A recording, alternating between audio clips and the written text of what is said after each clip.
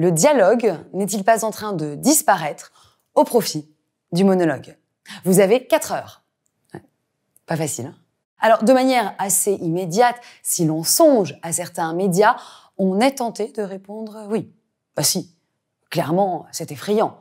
Le dialogue se fait rare et fuyant, et le monologue, bruyant, à défaut de l'être. Brillant. Vous voyez? Vous entendez cette cacophonie où, sous couvert de dialoguer, personne ne s'écoute. À couvert, chacun se lance dans un monologue avec lui-même. Même. Un monologue avec soi et entre soi. Car n'observez-vous pas cette tendance au mutisme communautaire, à la communication entre pairs, sorte de monologue à plusieurs entre mêmes. Si, la toile en bave. Des groupes se regroupent, des communautés s'opposent, un propos, on s'exécute à coups de pouce ou d'uppercut. Bref, une communication primaire qui sert avec smiley l'intérêt de ses propres communautés, mais qui bien souvent dessert la communauté. Car retenez, le risque de toute communauté, c'est que le commun en soit ôté.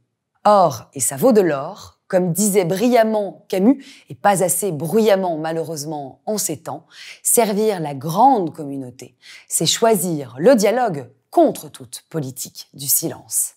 Donc, contre le monologue avec soi et entre soi, qui passe sous silence le dialogue avec les autres, qui fait perdre la communication et sa mise en commun. Que faire donc pour ne pas faire disparaître le dialogue au profit du monologue? Une idée? Ah bah là, vous avez 4 secondes, hein, du coup. Faut pas déconner. Dialoguer. C'est ça la clé. Cultiver cet art proprement humain, cette forme même de la pensée. Car penser, c'est dialoguer. Réfléchir, c'est se mettre en miroir, dialoguer avec soi, avec l'autre, en soi.